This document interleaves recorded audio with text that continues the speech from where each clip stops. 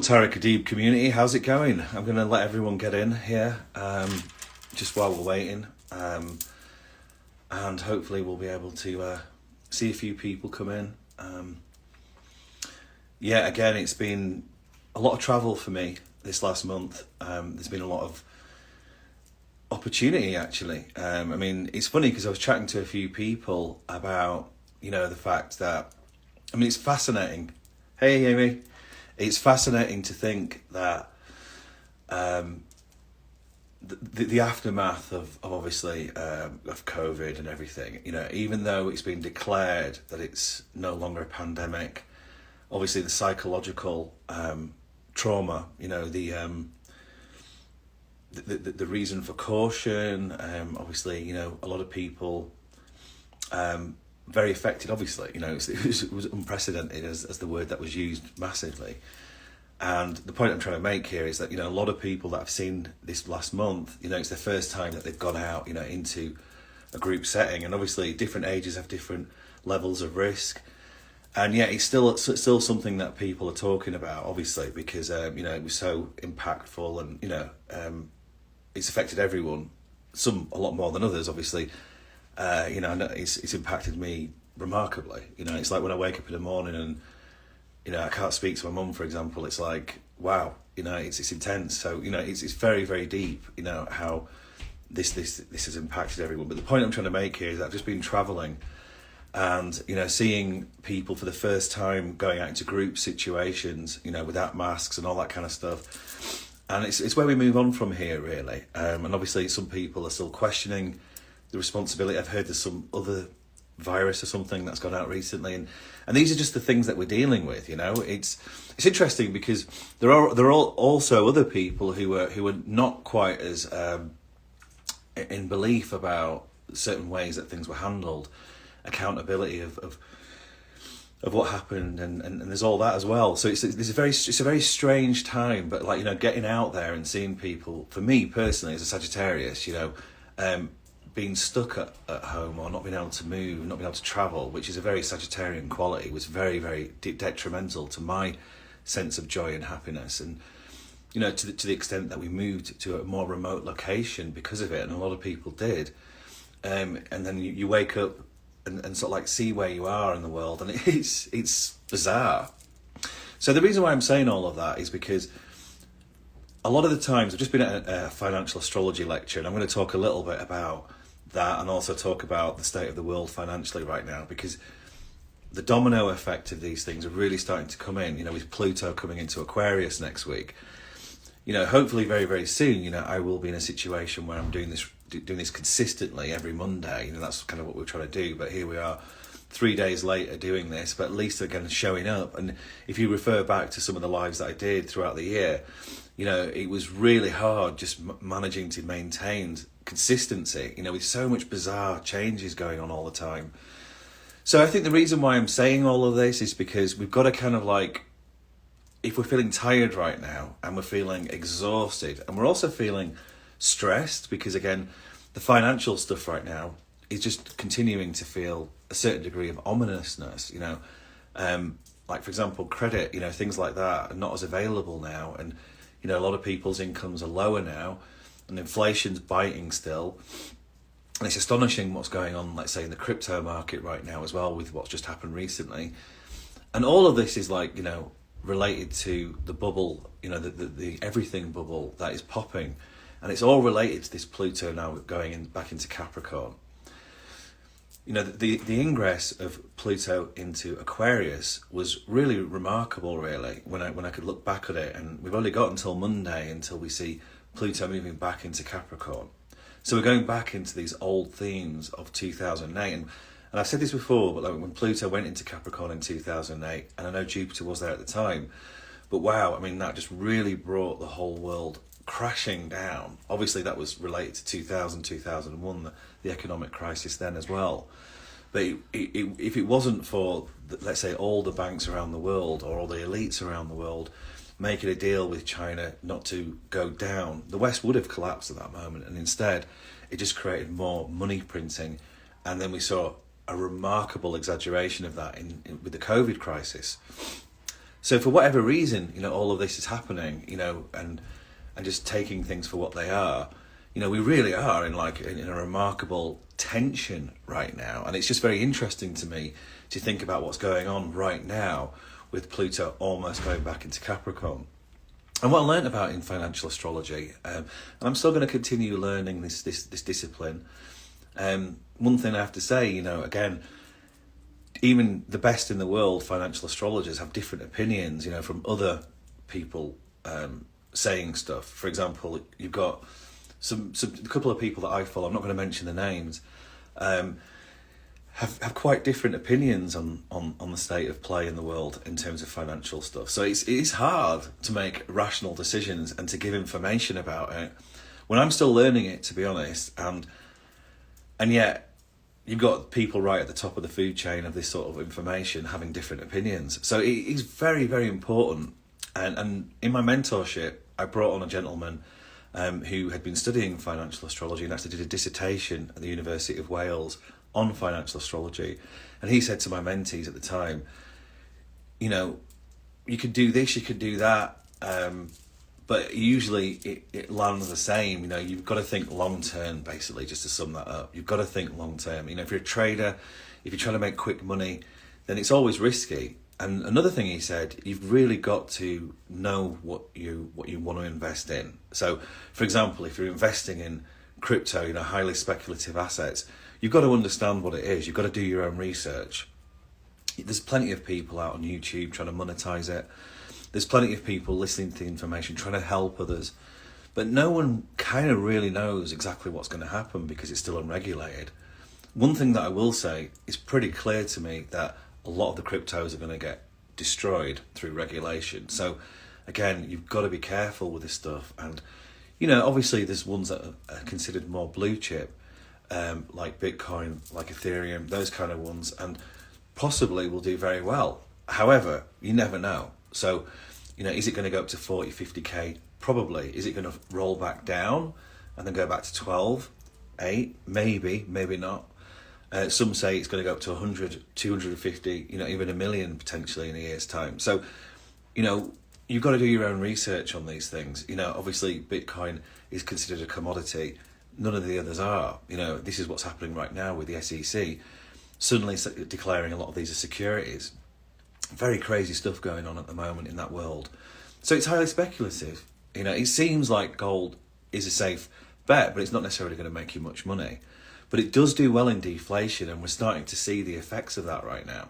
So again, commodities become, you know, good bets, but not necessarily going to make you thousands of percentage gains. You know, when you look at the history of some of these cryptos, I mean, it's absolutely insane. But when I stand back and come in with my own perspective and not get caught in other people's perspective and try to be rational about it, I don't see how, with Pluto going back into Aquarius over the next couple of years, I don't see how, when you look at Neptune conjunct Saturn in 2026 in 0 degrees Aries, I don't see how, when you see Uranus going into Gemini in 2027, how we're not moving into this new world of digital. I don't see how it's not going to be the case. So therefore, you know, the inevitability of digital currency, the inevitability of AI integrating with digital currency, the inevitability of automation and all these sorts of things, I don't see how, when you look at the astrology, that it's not going to be the case. And therefore, maybe a lot of the people talking about this or aware of this, who understand astrology even, are way ahead of the curve. So taking speculative and a little bit of a punt, you know, on these things, I don't see how it can do you any harm. But again, a lot of people, sadly, you know, the last couple of years, sold the house, put the money into these things, or, you know, just relied on this, you know, windfall of money that possibly might come in 4 to 8 years, expecting it to happen overnight. And sadly, they're the ones who exit retail liquidity. They're the ones who are getting hammered, and you can see it still happening. But if you're thinking long term, you're in a far better position. You're in a far better position to make it work if you can handle it. But again, because of the nature of deflation and inflation, this is what's crazy about this time right now, with the reality of all these bail-ins creating bizarre amount of money printing with no solutions really, you can't help but see or feel there's going to be a huge correction, and it's going to be quite brutal. having said that, a lot of astrologers who are older than me have said that people have been saying this for years. So again, this level of uncertainty continues on. And again, with Pluto now coming back into Capricorn, we're seeing things happen. And this is, again, what was mentioned in that financial astrology lecture. A lot of these things happen before the actual ingress. So we're seeing some crazy, crazy stuff right now. We're still seeing the war in Ukraine. And sadly, you know, when I was looking and researching about crude oil, for example, that seems it's going to go up, and it's kind of like at a bottom right now. And same with treasury bills. You know, these sorts of things are more safer right now. However, a lot of that also indicates war. So how are we going to move? How are we going to get through this time when the war machine is continuing on? And again, at times of crisis, things like gold and commodities, as well as crude oil, becomes good assets. So it's just a very, very stark, difficult, bizarre time. But this is when I'd show up and do these kind of things. This is why the podcast that's about to release is called A Path to Peace. This is why we're trying so hard to get the website right, so I can integrate astrology, you know, with healing and also art. You know, this is the difference. This is why Eugenia and I, as brands, are sort of separating somewhat, obviously collaborating together, because, you know, we're very similar. People have said often that me and Eugenia's difference is that she sees the stars from the earth, and that's how she sees it, as I see the stars in the heavens, and I kind of look down. So we have a different perspective, you know, in how we see the astrology, but we both are very compatible and collaborative. But, you know, we need to get more defined, and that's why it's taking so long to get our websites rebranded and corrected, if you see what I mean. So, but that's coming. It is coming. We're really, really going to move forward very soon and create a lot of great opportunities to see each other, to do events, to serve, and to obviously heal, because I'm more motivated really about that, even though obviously she's very good at that as well, looking at the root causes. So that's what's happening in our world, and it does take time, and it can be frustrating, and it can be very irritating as well, because you know, it's a tough time right now. It was interesting at the VCon festival. I met a guy called Tom Bilyeu, who has got a very good podcast. He's been doing it ever since 2008, and you see so many really good podcasts right now. Like, for example, I met Stephen Bartlett as well, who is a dragon in England, this Shark Tank thing. A very incredible entrepreneur, and he's written he's got a podcast called The Diary of a CEO, and it's worth checking out because he did an amazing podcast with this Egyptian guy who worked at Google, talking all about AI, and it's really, really worth watching to see that what's coming. You know, again with this Pluto in Aquarius, you've got to always look back to what happened to get context and understanding of what's going on right now. I mean, for example, GE Motors was kind of shot just last year, but it's come back. But the point I'm making is that some of these institutions that seemed like too big to fail, or even though there's a lot of that going on right now, there's a lot of institutions that are just too big to fail. But there was also a lot of institutions that seemingly were never going to go away, and then did. So when you look back at history, some companies seem like, you know, just they were never going to go away, but then they do go away. And that's the thing with this AI now coming into the mix. You think about the music industry, how that's now going to be revolutionised. And there was something on that, at the Diary of a CEO, that interview that Stephen did with, I think it's called Mo, this guy, this Egyptian who worked at Google, talking about the AI and how you can do it now. You can get, someone could replicate my voice and say, right, do a healing podcast or whatever, or meditation using Tareck Adeeb's voice, and they can do that. You know, so it's just astonishing to think like where things are going to go and how fast things are going to change. And when we get to 2027, you know, when Uranus is in Gemini, it's going to be completely different, and we've got such a small window of time to adapt. And these exponential changes that are happening right now, we've got to be aware of it. We've got to be using, let's say, at least understanding or giving it a go, you know, things like ChatGPT, how that can help, things like AI, how that could help, let's say, with ads and things like that. So, for example, if you wanted to get out here now on the internet and start being seen and start doing things, the speed and the rate and TikTok did that. TikTok was a new platform that tried to compete, with Instagram and things like that, other social media platforms.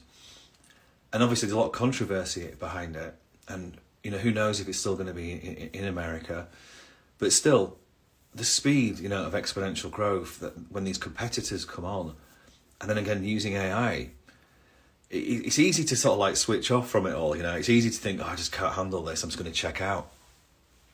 But just giving it a go and just seeing if it's good for you, if it works, is valuable, because you really could from nothing suddenly become seen. And it's just about using these things and giving it a go, and that's the difference. It's like a lot of people who went onto Facebook, the millennials and stuff like that, when they jumped on there, they had their own world. This is where the YouTube influencers also came on board, ended up making more money than teachers, even doctors and things like that.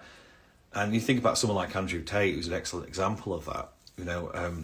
Obviously he's very controversial in terms of what he says, and I saw a recent interview on the BBC actually. He's in house arrest at the moment, and then this lady was really grilling him, about the things that he said, and he's still very much defending his point of view and saying how, it's the world that kind of is against him. Now, I'm not trying to get into the ethics and defend or even advocate anyone. It's not about that. It's more about the phenomenon, of what can happen in such a short period of time. Obviously, he took a lot of risks, especially with crypto and stuff at the time. And a lot of people, in 2020, their businesses were under a huge risk. So they pivoted into the internet, created really interesting content. People got attached or, enjoyed what was being said and profited from it. And then suddenly it became useful. And that's these phenomenons and cult of personalities. And again, using the technology as well as showing how it can be done, and then monetizing in such remarkable ways. I mean, it's never been available quite like this. The internet has a great opportunity, obviously, to serve, to create wealth, to be an example. At the same time, it also has the opposite effect. It can be very negative. Let's say, for example, a lot of people see Andrew Tate as a very negative influence, and especially school teachers, who are seeing people, a lot of kids, becoming misogynist and stuff like that, and that's a very backward step.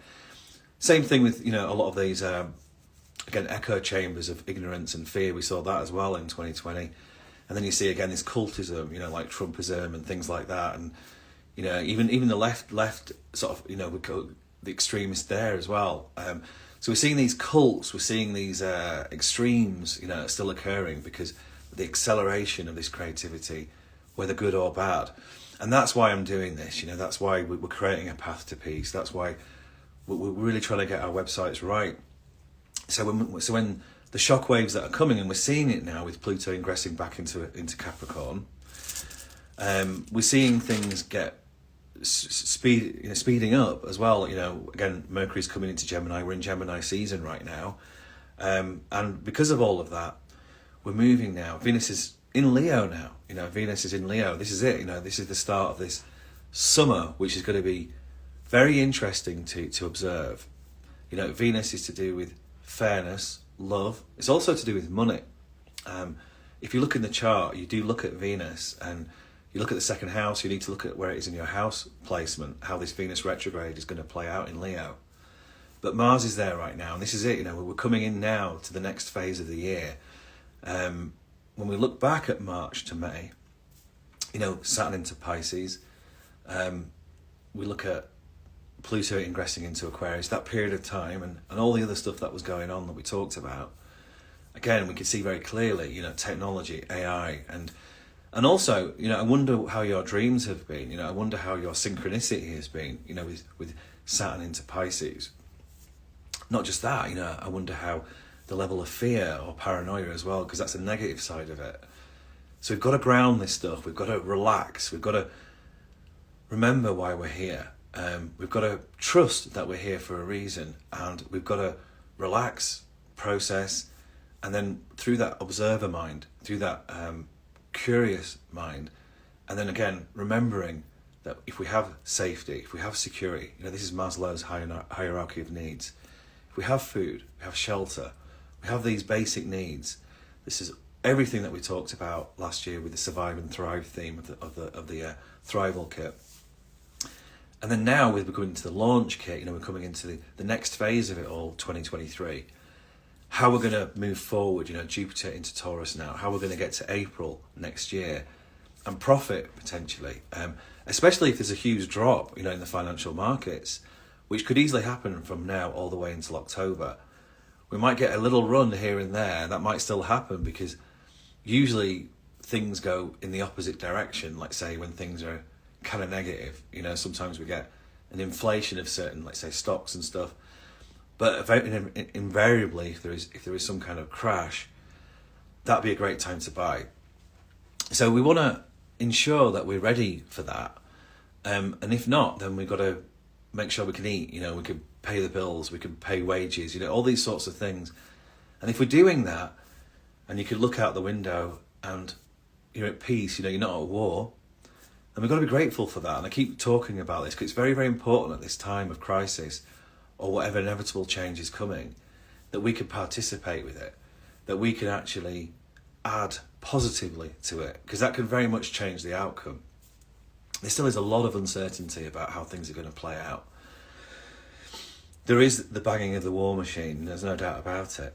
So how we're going to help the process not go into, again, separation, division, war, and how we're going to keep being authentic, and also keep mindful of what's going on, so we're not checking it out or going into fear and crisis, and it's really heavy right now. I'm not going to lie.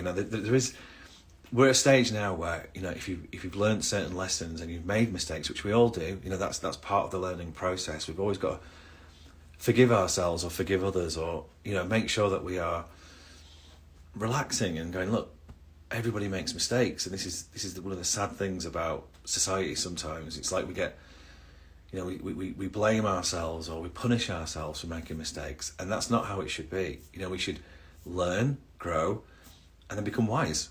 That's one of the best things that we can do, when we're navigating this earth, this uncertainty through all our choices. We make mistakes, and we accept that we've made a mistake, and we grow. We become wise, we develop our integrity, and that's how we can become guardians. We can teach others, and we can also guide others, through that. And that's all what it's about. We don't have to be, again, punishing ourselves. This is not healthy. It's not going to help anyone. The worst case scenario, and sadly we see a lot of it right now, we see people taking it to an extreme level. There's so much depression right now and psychological illness. The worst case, suicide. So all of these things, we've got to do the best that we can to love ourselves more and to remember what counts. So again, family, friends, self-love, gratitude that we can eat, gratitude that we're at peace. And then the best thing we can do then is it's always the little things. I've been talking about this all year. Just doing that little bit, to make yourself feel safer, that little bit to help someone else, to be kind, to be considerate, and again, thoughtful of your own needs and wants as well. There's always a limit to certain things as well. So don't underestimate the intensity of these times, but at the same time, if you can look out the window, like it's beautiful right now, wherever you are in the world, if it's beautiful outside your window right now, if the weather is good, if it's, you can go for a walk and, you can say hi to a neighbour, you can go see an old friend, don't underestimate, if you can go call your parents, it's a very fortunate thing, if you have children and you can be there, considerate and take a time off work or a minute just to be thoughtful. All of those are beautiful things. Never underestimate any of that. And that's what's going to help, because not everybody is in the same level of, oneness or peace of mind. to make the difference with somebody else who might be suffering. You know, somebody who is isolated, for example. Someone who is really scared, you know, in the sense that, how am I going to pay the bills? How am I going to get through the next year? How am I going to hit my targets? You know, all these sorts of things that are fears. And then again, you know, the test or the beauty of this earth is that there's always someone there. There's always someone who can help. So don't be proud in the sense that you can't ask for help. Or don't be proud not to get on the phone and call someone that you've been missing for a long time. This Venus retrograde often brings back, you know, people into our lives. You know, usually it happens very strangely, you know, in that regard. Often Mars or Venus retrograde does that. So, for example, when you look back when Venus was in Leo last time, go back 8 years, you know, go back to 2015, 2016, that time period. Go back even further, you know, go back to 2008. And you might find that certain people come into your life or certain themes occur to make you remind you of how you've processed. I was saying to my mentees, you know, it works in spirals, does the universe, in terms of our learning a lot of the time. We might have something similar that comes into our life that reminds us of how much we've grown, or still a lesson that we need to learn. And again, rather than beating ourselves up or feeling ashamed, you know, any sort of negative emotion, we can remember and reflect, you know, what we need to learn. And it's all about learning. You know, in the end of the day, to a certain extent, life is meaningless. It's only what we place on those choices that create meaning. So it's always individual, and it's always significant to our own consciousness and how we choose to navigate this earth. Okay, so regarding that, I'll be back hopefully on Monday to talk a bit more about what's coming up. You know, there's a lot of retrograde motion, you know, happening this month. So things are starting to slow down, you know, things are starting to set, you know, in terms of the emergence of the things that have happened this year. And now finally we're starting to get to a situation where we can reflect. But yes, you know, next week Pluto comes into Capricorn, and we should start seeing, like I say, shudders, like, you know, earth changes or certain, you know, reverberations of that, you know, of everything that's been happening this year. So let's see what happens. We're definitely moving into the next phase now, and we're moving into a phase of, again, possible turbulence. So again, get on the phone, call someone, be prepared, take a punt. You know, there is an exponential wave. There's always things that are going up, things that are going down. One thing that I really find interesting is this bifurcation that's occurring now on the planet. It's becoming more obvious to me. And, you know, where do you fit into that? It doesn't necessarily mean that you have to, you know, some people do have to change quickly, you know, no doubt about it. You know, things are starting to go down, and we're starting to see our money disintegrate, or we're starting to see relationships fall to pieces, you know, things like that. Then we've got to quickly do something about it, you know, rather than staying in those stuck patterns, you know, those fixed patterns which maybe are not serving you anymore. If it means a radical shift quick, you know, you've got to take action. It's like, you know, for example, if you're not communicating with your partner or anything like that, and it's like, it's all work and no play, then it might be in a case of, right, I need to take some time out from work, you know, and I need to focus on my relationship right now. Likewise, if we're feeling a certain degree of fear about our money and stuff like that, then if you've been making investments and stuff and you need a bit of cash flow right now, then maybe it's time to just liquidate a little bit just to feel safe, even if you've made a loss. You could always use that as a tax loss. You know, it's not the end of the world. I mean, some people really can't eat right now. You know, it's like, you know, universal basic credit is now starting to get implemented and things like that. And there's a lot of people, let's say in America, that are just simply on credit. You know, that's how they're paying their way. And it's a very, very tough and insidious way to be. What do? You might have to call a debt repayment program and say, look, I'm maxed out. I need to just call it in. And even if that might be a feeling of pride or fear, it might be a better option than, let's say, taking a loan on your house and putting your house in jeopardy, for example. So there's no shame in resetting. There's no shame in kind of like thinking, right, enough's enough. I've got to take action. You know, if the job is killing you, for example, then you really need to start thinking seriously about how can I exit this so I don't die young, because again, health really is important. We all learn about that in COVID-19. You know, everybody realised what counted, you know, in that particular period of time. And even though the world, which is great, seems to be going back to what was, everybody still has that pervasive uncertainty connected to that. You know, it's still there, it's still dominating in our psyche. And how do we move forward from this? The world is a very strange place right now. We're seeing this balance of power shift. We're seeing skirmishes on borders which seem scary. You know, we're seeing the Ukraine war still continue. None of this is positive, but these are the times. So again, I'll say this again, we're here for a reason. We're here to serve. We're here to make the difference. We've got to bring in our authenticity, our sovereignty, and also our experience to be guardians at this time. And I'm really calling out to the Gen Xers here in particular. The Gen Xers, the people in their 40s and early 50s. And then obviously the millennials who come after that, you know, the next generation after that, you know, they're priming now, you know, to be important people in the world, obviously voting, economic, and their connection to the digital, the digital natives is what the millennials are. So if we, the Gen Xers, you know, don't really start learning about the technology, start doing things like this, which again, you know, a lot of people, Gen Xers have Chiron and Aries, you know, it's not something that's easy, you know, to put yourself forward like this.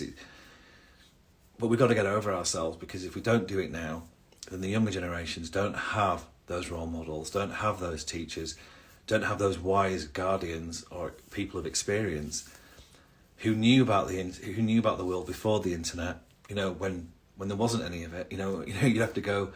For example, we'd have to go to the park and hang out, or go to a pub as we got older. You know, to communicate, we'd have to call people on a phone, not on a mobile phone.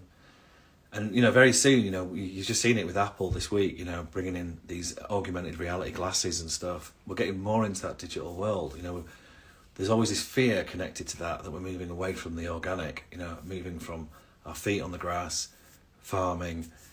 It's very unusual time. But if you go back to what it was like when the agricultural revolution went to the industrial revolution, it happened before. If you want to get really into a more esoteric or different perspective, there's been yuga cycles, you know, the 26,000 year cycles and things like that. A lot of people talk about its prehistory. You know, there's the latest information about, you know, ancient civilizations, how the pyramids were created, all these sorts of, again, from an academic point of view, not necessarily credible, but still a lot of these conversations are happening. You know, like ancient civilizations, disclosure and all that kind of stuff. And are these things going to get revealed, you know, with AI? You know, are we going to uncover certain histories, certain mysteries, certain secrets over the course of this decade? Well, we'll have to see. But if we're not grounded, if we're not being authentic, if we don't know ourselves, if we're not working within this change, then it becomes a very hellish period of time for a lot of people. You know, it becomes a very, what's the point? You know, what's the point in being alive? And this is why we've got to be brave. We've got to be courageous at times like this. Even if the technology is alien to us and it's not easy to learn, we've got to make that effort. We've got to not be ignorant, you know. We've got to be adaptable, flexible. Because, again, the next generations, when they're coming up and they're looking at people like us who seem archaic, seem just out of touch with what's going on, then there's no respect, you know. And the worst case scenario that we saw that with the Hitler Youth, you know. We saw this young group of people, you know, get brainwashed or whatever, and they'd sell their parents out, you know. They'd sell their you know, they weren't interested in this, let's say, more you could say liberal or peace-loving type people, you know. They wanted fascism. So that's an extreme example of it. But we have to be conscious enough to know that this emergence, this shift into this new age, this shift into digital, there's no escaping AI. You know, watch that podcast, you know, The Diary of the CEO by Stephen Bartlett, you know, about that guy called Mo something, you know, and it's talking about AI, you know, the Google guy. Watch it. It's fascinating. It's fascinating to think what's coming. It really is. And if we don't get involved, if we don't participate, if we don't add value to this whole process, and we just become redundant. You know, we become archaic, we become fossils, we become like the Neanderthals, basically. And this new human, you know, this new connection to technology, you know, the singularity, for example, then we've got to be involved. We've got to be guardians. We've got to be bringing ethics. You know, we've got to. We are the ones, Gen X's anyway, are the ones that knew about the internet. We knew about the world before the internet. That's the difference, you see. The younger generations only know the internet. The older generations are still living in the old world, really, and we're the bridge, really. We're the bridge to help both. And that's what Libra's all about. Pluto and Libra's all about. It really is about both, you know. And there's a very small percentage of us, I think, the Gen X's, that actually could be sovereign in that sense. Not a throwaway generation, not an apathetic generation, not a willfully ignorant generation, but no, a balanced and smart and wise generation, you know, to help with this process. And again, these younger generations who are so full of it, you know, they're the ones who were the YouTube influencers, for example. You know, they were the ones that they didn't care. It wasn't about, let's say, like my generation, like, oh, I can't be that vain or egotistical and, you know, again, maybe insecure, you know, to do this kind of thing. Those younger generations are like, I don't care. I'll just talk all day and people are going to watch it because it's so new, it's so unique, you know, the whole idea of virtual TV, whatever it's called. I can't remember the word now, but you know, when a lot of these TV shows came on and you know, people were just watching real life stuff, it became very voyeuristic. So these younger generations were like, I don't care, you know, I'll you could say I'll sell my soul, which is a judgment, but you know, I will do this and make loads of money and live my perfect life. I mean, you know, they didn't care about thinking what other people think of them, as this generation, the Pluto and Libra, do by nature. Think that, oh, what people are going to think and all that. Well, again, we've got to get over ourselves because time is running out. You know, we've really got to put ourselves forward with our experience, with our knowledge, and that has a lot of value. And you'll see now with the internet getting more refined, when we're going to Web 3.0, as it becomes more sophisticated, then quality becomes the next marker of what is valuable. And you can't take away that experience. You can't take away those mistakes that have created learning and wisdom. That has value. So we've really got to get over ourselves, serve, do what is required right now. Otherwise, if another crisis comes along, then there won't be enough, like you could say, light or colour, you know, within the internet to call it out, to make people accountable. There won't be enough. Be completely like removed, and then the people who are, let's say, naive, innocent, the ones who don't know the difference, who haven't learned emotional intelligence, who haven't learned about discernment, who haven't recognised the difference between good and bad, or light and dark, or positive and negative, male and female even. I mean, there's so much gender stuff going on now. I mean, I'm learning so much about this at the moment. Then, you know, those generations will just think, oh, well, I might as well go with the next impulse of what's coming, i.e. technology, and become chained to it, potentially. I mean, again, there's a lot of unknown right now. So it's so important for this generation, especially the Gen X's right now, and the millennials also, to really, really consider the ethics of AI, you know, and the ethics of this technology. And we don't want to live in a cold world. You know, we want to live in a vibrant, amazing world, which is really just over the other side of this. And when we get to 2028, when we get to 2032, rather than living, you know, again, a lot of the fear that's out at the moment, like a slave world, you know, the CBDC systems and things like that. There's nothing wrong with this technology. If anything, transparency is where it's going to go anyway. But if we're enslaved by, you know, a top-down society, that's kind of like the old world. Actually, let's say if you wanted to describe Aquarius, is very much to do with lots of individuals operating within their uniqueness, and it becomes like this hive mentality.